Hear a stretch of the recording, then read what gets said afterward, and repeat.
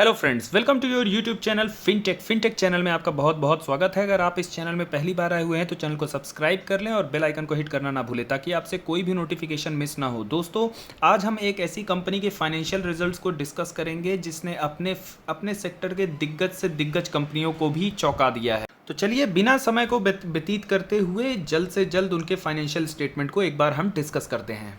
सबसे पहले इसके डिविडेंड की बात करते हैं। यहाँ पर आप देख सकते हैं कि कंपनी ने इंटरिम डिविडेंड जो है तो 10 रुपये का अनाउंस किया हुआ है और इसका जो रिकॉर्ड डेट होना है वो 22 अक्टूबर है, यानी कि आपके पास ये जो शेयर है डीमैट अकाउंट में इसके एक दिन पहले आपके क्रेडिट हो जाने चाहिए। और ये जो डिविडेंड है ये आपको 12 नवंबर तक आपके बैंक अकाउंट में क्रेडिट कर दिया जाएगा। तो दोस्तों, यहाँ पर अगर बैलेंस शीट की बात की जाए तो काफ़ी वेल ऑर्गेनाइज्ड फॉर्म में हमें यहाँ पे देखने को मिलती है। एक शॉर्ट समरी के फॉर्म में इन्होंने अपनी एक बैलेंस शीट को बना के रखी है। चलिए वहीं से हम डिस्कस करते हैं। सारी चीज़ें, सारे पैरामीटर्स आपको मिल जाएंगे, नीचे भी दिए हुए हैं, काफ़ी डिटेल में दिए हुए हैं, बट ठीक है, हम एक बार इसको समरी में इसको पहले देख लेते हैं। तो जैसा कि आप यहाँ पे देख सकते हैं कि अगर इस क्वार्टर की बात की जाए तो यहाँ पर जो आपको रेवेन्यू देखने को मिल रहे हैं वो 25,862 देखने को मिल रहे हैं। आपकी जानकारी के लिए मैं बता दूं कि ये जो वैल्यू है ये मिलियंस में दी हुई है। अगर हम इसको करोड़ में कहेंगे तो हम इसको यही देखेंगे कि 2,586 करोड़ रुपए हैं।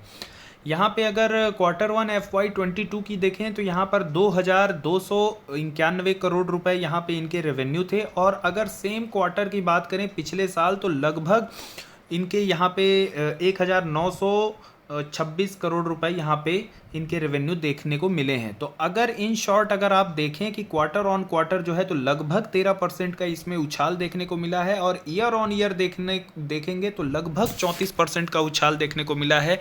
बहुत ही आउटस्टैंडिंग रिजल्ट हैं, बहुत ही बेहतरीन परफॉर्मेंस इस कंपनी ने दिया है।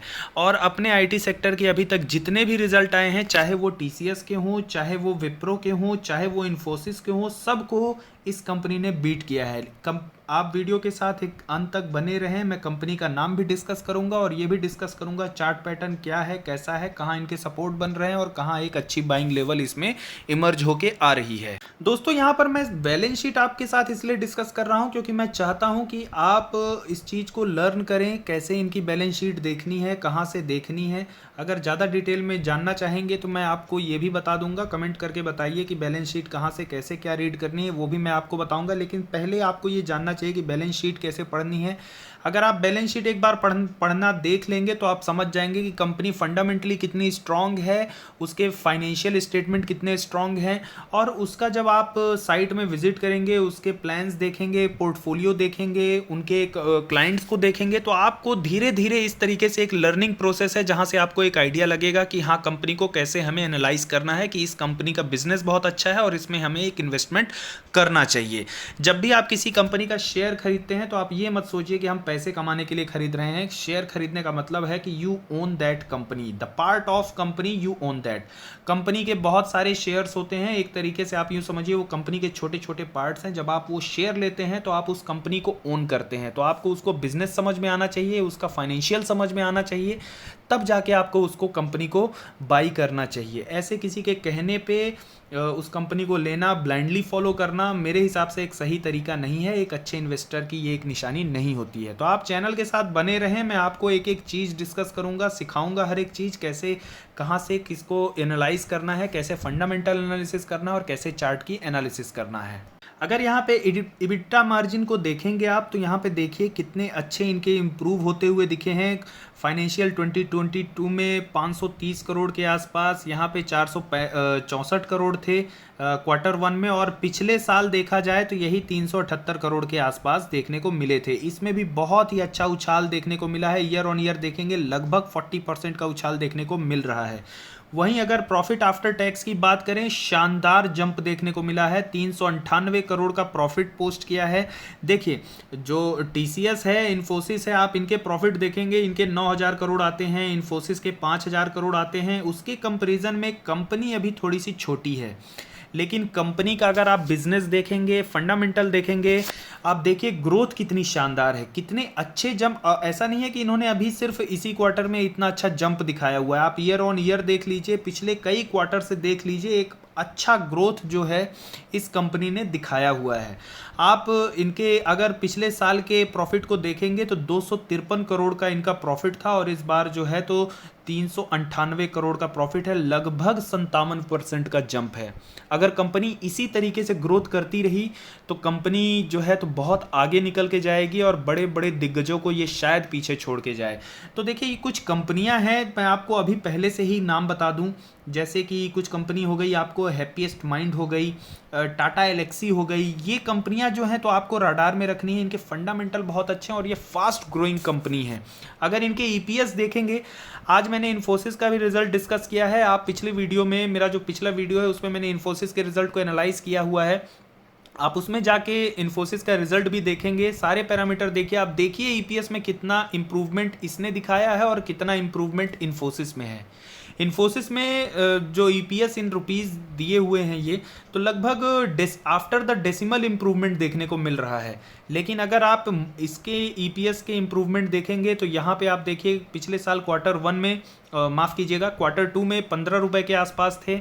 इस साल के क्वार्टर 1 में देखिए 20 रुपये, सीधे 5 रुपये का जंप देखने को मिल रहा है। और इस साल के क्वार्टर 2 में फिर से देखिए 4 रुपये का जंप, सीधे 57% का इनके ईपीएस में जंप देखने को मिल रहा है। बहुत ही शानदार आउट परफॉर्मिंग रिजल्ट इन्होंने पेश किए हुए हैं। अगर आप यहाँ पे फ्री कैश फ्लो देखें, फ्री कैश फ्लो भी काफ़ी अच्छा यहाँ पे हमें देखने को मिल रहा है। पिछले साल के कंपैरिजन में देखेंगे तो इस साल जो है तो 2,779 करोड़ है और पिछली बार जो था तो 4,333 करोड़ का यहाँ पे फ्री कैश फ्लो हमें देखने को मिल रहा था। ये सारी वैल्यूज़ जो हैं तो आपको रुपीज़ इन मिलियन में है, यानी कि अगर आप देखेंगे तो 433 करोड़ हैं, ये 279 करोड़ हैं और ये 97 करोड़ हैं। तो पिछले क्वार्टर के कंपैरिजन में तो ये बढ़ते हुए से दिखे हैं, बट ईयर ऑन ईयर देखा जाए तो थोड़े कम है। ठीक है, इनमें उतनी ज़्यादा दिक्कत वाली बात नहीं है। जो मेन फैक्टर होता है, अगर आप देखेंगे प्रॉफिट आफ्टर टैक्स, रेवेन्यू देखेंगे, ईपीएस देखेंगे, इबिटा देखेंगे, तो इसमें बहुत गजब के मार्जिन के साथ इन्होंने इम्प्रूवमेंट दिखाया है, जो कि इसकी बैलेंस शीट को बहुत ही ज़्यादा स्ट्रॉन्ग करता है। चलिए कुछ और फैक्टर को देखिए यहाँ पे इन्होंने कितना अच्छा इसको वेल ऑर्गेनाइज्ड फॉर्म में अपने रिजल्ट को पोस्ट किया हुआ है। इनफैक्ट इन्होंने आरओसी को भी और रिटर्न ऑन इक्विटी को भी दिखाया हुआ है। आप देख सकते हैं कि यहाँ पे Q1 के जब रिजल्ट आए थे उस समय पर इनका रिटर्न ऑन इक्विटी 30 का था और 37 का आरओसी था, जबकि इसके पहले क्वार्टर 2 में 28 का था और क्वार्टर 2 की बात की जाए लास्ट ईयर और 34 था। लेकिन अभी की बात की जाए तो क्वार्टर ऑन क्वार्टर और ईयर ऑन ईयर दोनों को ही बीट करता हुआ यहाँ पे आपको इनका रिटर्न ऑन इक्विटी और रिटर्न ऑन कैपिटल एम्प्लॉयड आपको देखने को मिलेगा। बहुत ही शानदार रिजल्ट हैं इसके। तो दोस्तों यहाँ पे मैं बात कर रहा हूँ माइंडट्री कंपनी की।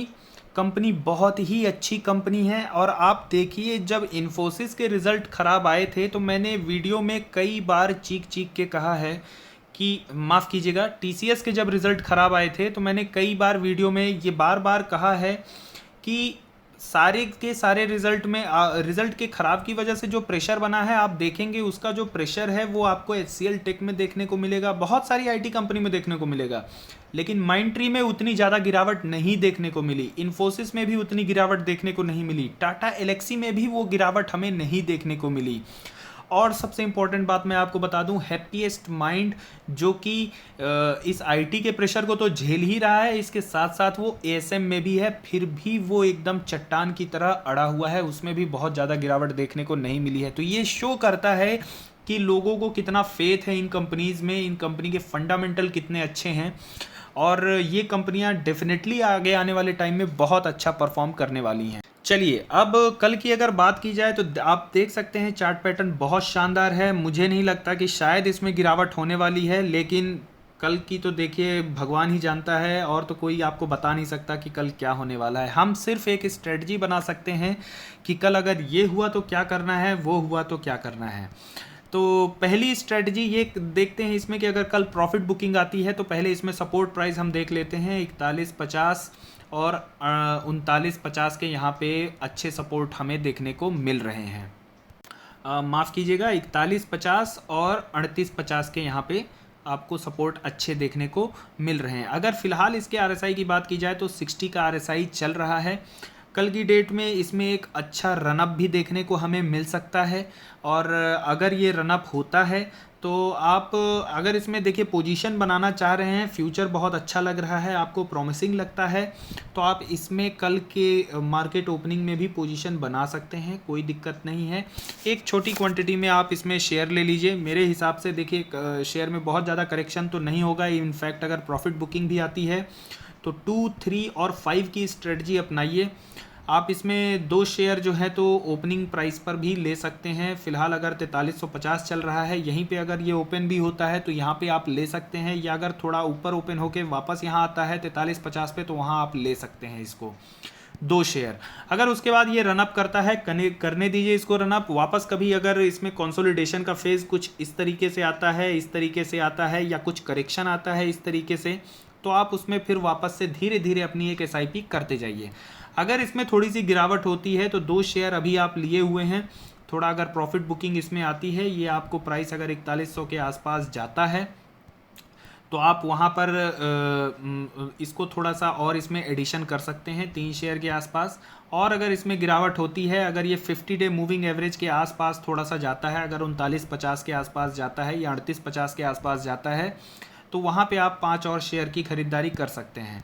बाकी मुझे नहीं लगता कि ये 50 डे मूविंग एवरेज को इतना जल्दी टच करने वाला है। अगर टच करता है तो वहाँ पर भी आप थोड़ा और अमाउंट में एक्यूमुलेशन कर सकते हैं। इससे ज़्यादा इसमें गिरावट की एक्सपेक्टेशन नहीं है, क्योंकि जिस तरीके से इसने रिज़ल्ट दिए हैं Q3 के पहले भी एक अच्छा रनअप इसमें देखने को मिलेगा, क्योंकि Q2 में बहुत ही शानदार इसने आउट परफॉर्म किया है। तो आई होप दोस्तों यहाँ तक जो भी मैंने आपको शेयर करने की कोशिश की है समझ में आया होगा। अगर पसंद आया है तो वीडियो को लाइक करें, सब्सक्राइब करें, दोस्तों के साथ शेयर करें, और वीडियो को अंत तक देखने के लिए बहुत बहुत धन्यवाद। अगर आपके पास कोई क्वेरी है तो I would love to answer your queries. आप कमेंट सेक्शन में अपनी क्वेरीज को पोस्ट कर सकते हैं। Thank you very much.